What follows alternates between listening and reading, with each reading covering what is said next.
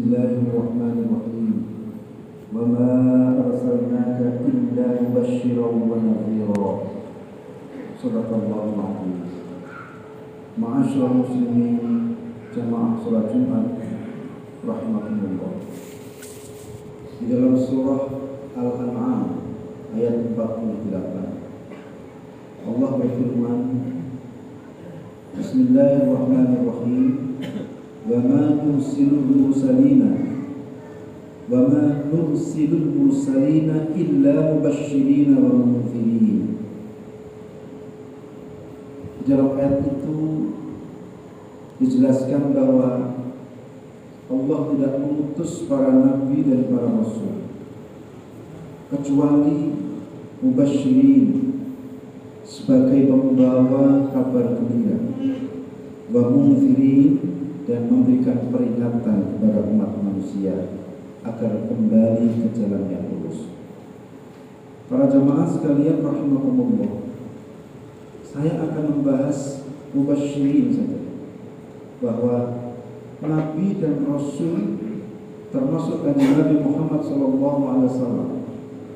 Wa ma arsalnaka illa mubasysyiran wa nadhira. Bahwa nabi dan rasul itu diutus oleh Allah ke dunia itu agar mengajak manusia supaya mereka itu bahagia.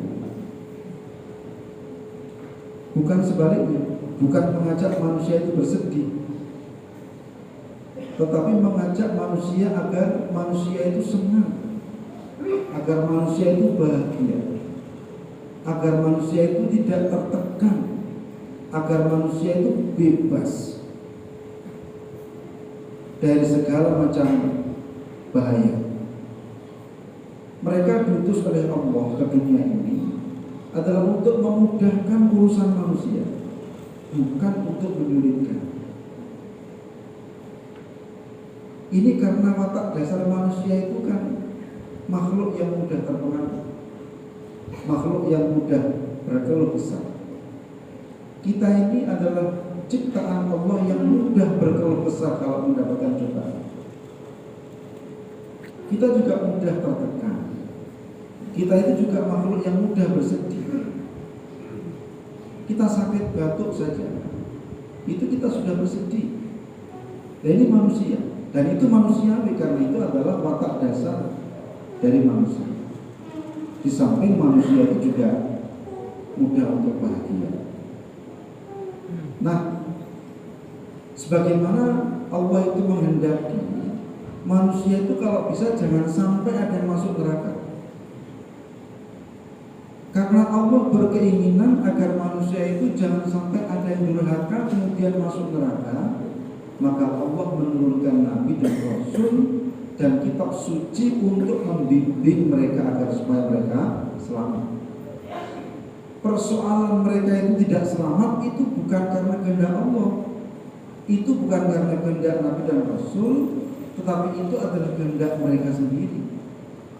Di dalam ayat Al-Quran banyak kok yang menjelaskan tentang yudhillullahu bihi man yasha wa yahdi bihi man yasha. Allah akan menyesatkan orang-orang yang memang orang itu menghendaki kesesatan. Bukan Allah yang menyesatkan. Karena orang itu menghendaki kesesatan, maka Allah sesatkan sekali. Tapi wa yahdi bihi man yasha. Allah juga memberikan petunjuk kepada orang-orang yang menginginkan petunjuk. Itulah mengapa di setiap doa sholat kita itu kita harus membaca surah Al-Fatihah yang di situ ada ihdinas shiratal mustaqim. Ya Allah, berikanlah kami petunjuk ke jalan yang lurus. Ini menunjukkan bahwa kita itu ingin petunjuk, bukan ingin kesesatan. Ma'asyiral muslimin rahimakumullah, kita kembali kepada tugas nabi dan rasul adalah agar supaya manusia itu bahagia dan agar supaya kita tidak berlarut-larut dalam sebuah kesedihan. Apakah nabi dan rasul itu tidak pernah bersedih? Bukan begitu. Nabi dan rasul adalah orang-orang ciptaan Allah juga, makhluk Allah juga, dan mereka juga pernah merasakan bersedih. Nabi Adam itu ratusan tahun bersedih karena telah melakukan dosa. Nabi Nuh, bagaimana seorang orang tua yang diangkat oleh Nabi, tetapi anaknya sendiri tidak mau beriman dan anaknya hanyut ditelan oleh banjir bandang. Siapa orang tua yang tidak bersedih? Nabi Yakub, bagaimana tidak bersedih ketika mendengar berita bahwa Nabi Yusuf, anaknya yang paling ia cintai itu ditelan oleh binatang buas. Bagaimana tidak bersedih orang tua? Bagaimana tidak bersedih kanjeng Nabi Muhammad SAW? Pamannya yang selama ini melindungi beliau meninggalkannya, istri yang tercinta Khadijah meninggalkannya. Bagaimana tidak bersedih? Tetapi yang paling dia sedihkan adalah ketika melihat umatnya tidak mau beriman. Itu yang paling dia sedihkan. Semua Nabi dan Rasul juga manusia, jadi mereka juga mengalami sebuah kesedihan. Dan kesedihan Nabi Yakub itu wakilah mufassir mengatakan sampai 60 tahun dia bersedih. Sampai kemudian dia sakit, tidak bisa melihat dan lumpuh. Tetapi seorang Nabi dan Rasul, mereka tidak berlarut-larut dalam sebuah kesedihan, karena mereka diingatkan oleh Allah, mereka masih punya Allah. Nabi Nuh diingatkan oleh Allah, innahu laisa min ahli. Nuh, Kan'an itu secara biologis adalah anakmu, tapi hakikatnya dia itu bukan anakmu. Maka tidak usah kau bersedih. Orang yang beriman itu, mereka akan selalu mengembalikan semua urusan kepada Allah. Bahwa ketika mereka dicubit itu sakit itu pasti. Kita terjatuh, terjungkal, kemudian badan kita penuh dengan darah dan luka, itu sakit, pasti itu sakit. Tetapi orang yang beriman akan mengatakan bahwa ya Allah, nikmat apa yang akan kau berikan kepada saya sehingga engkau buat saya harus terjungkal seperti ini. Maka kemudian perasaan sakit, rasa sakit itu akan berubah menjadi sebuah kenikmatan. Inilah manusia. Jadi mereka itu mudah sekali. Sakit batuk itu sudah susah, sedih apalagi kemarin. Tapi bagi orang yang beriman, karena dia punya keyakinan bahwa Allah itu menimpakan segala sesuatu kepada kita, itu pasti ada tujuan dan hikmahnya, dan tujuan itu pasti untuk kebaikan kita. Maka orang beriman akan meyakini bahwa untung saya dikasih batuk. Dengan batuk ini maka mungkin Allah akan menyelamatkan saya dari stroke. Bayangkan andaikan saya tidak batuk parah kayak begini, maka saya akan makan los tanpa kendali. Goreng-gorengan semuanya saya makan, daging saya makan, semuanya saya makan, kerupuk saya makan, semuanya saya makan. Sehingga mungkin saya akan terserang stroke.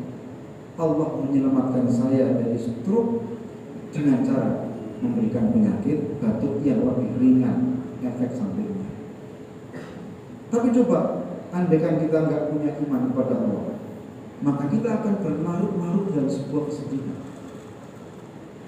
Para jamaah sekalian yang saya hormati, andaikan manusia itu tidak dipandu oleh Rasulullah, andaikan kita itu tidak dipandu oleh Al-Quran sebagai kitab suci dan panduan hidup kita, kita ini hidup tanpa tujuan. Kita akan bertanya, bagaimana nasib saya nanti kalau sudah mati ya? Saya akan kemana? Kita hanya melihat orang kalau sudah mati ya dikubur. Tapi setelah itu ada apa?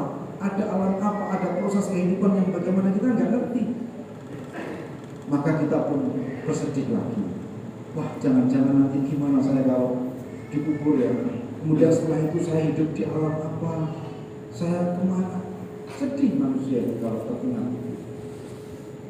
Tetapi dengan Al-Quran sebagai petunjuk jelas bahwa hidup saya ini adalah karena kehendak Allah, dan suatu saat nanti saya akan kembali kepada Allah melalui sebuah proses kematian, alam kubur, alam barzah, kemudian siratal mustaqim, kemudian akhirat, dan situ adalah kehidupan yang kekal.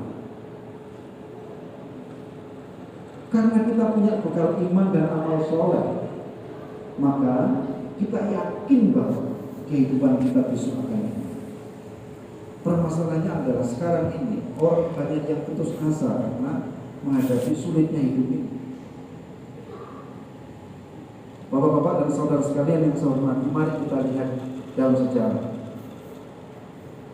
Banyak ribuan sahabat Nabi yang hidupnya itu sengsara, tetapi di balik kesengsaraan itu mereka mampu merubah kondisi psikologis mereka. Meskipun hidup dalam kondisi yang menyedihkan, yang sangat-sangat pahit, tetapi mereka punya sebuah keyakinan bahwa ini semuanya adalah karena kehendak Allah. Walal akhiratu khairu wa abqa, dan balasan Allah di akhirat besok ini jauh lebih baik, dan kehidupan di akhirat nanti akan jauh lebih kekal. Satu di antara mereka adalah Bilal bin Rabah. Kita tahu dalam sejarah ketika Bilal bin Rabah itu dibawa di tengah padang pasir yang panas, kemudian disiksa, dicambuk, dipukul, tidak dikasih makan, tidak dikasih minum berhari-hari, hanya untuk menuruti kata majikan Lata wa Uzza. Dan Bilal selalu mengatakan Ahad, Ahad, Ahad. Apakah pada waktu itu Bilal tidak merasakan sakit? Sakit. Pasti Bilal merasakan kehausan yang luar biasa, kelaparan yang luar biasa, rasa sakit yang luar biasa. Bagaimana tidak sakit? Penuh dengan luka, darahnya juga mengalir di sekujur tubuh dia. Tetapi karena keimanan, karena sebuah keyakinan dan kerinduan dia kepada Allah dan Rasulnya, ingin menyatakan iman kepada Allah dan ingin menyatakan iman kepada Kanjeng Nabi Muhammad SAW, kerinduan itulah yang menyebabkan seluruh penderitaan yang ia rasakan berubah menjadi sebuah kenikmatan. Nah, inilah yang kita itu sering gagal, Bapak dan saudara sekalian. Kita sering gagal merubah sebuah kesedihan, sebuah kesengsaraan berubah menjadi sebuah kekuatan. Dan Islam datang untuk itu. Mengapa mubasyiran? Mengajak manusia untuk bahagia, karena manusia itu antara bahagia dan susahnya itu banyak susahnya. Orang susah itu bukan hanya karena kurang materi.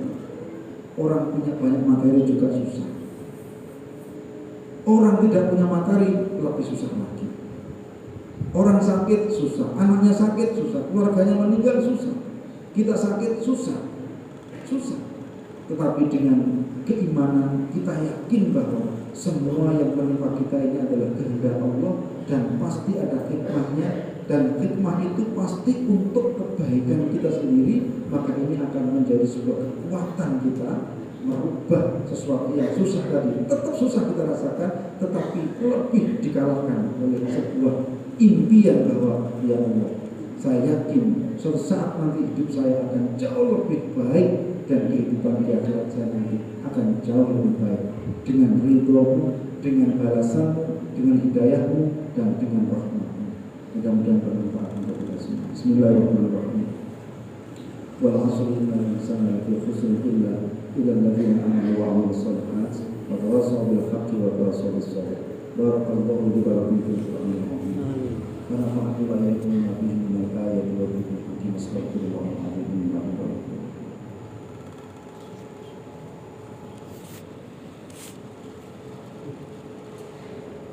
الحمد لله حمدا كثيرا كما أمر.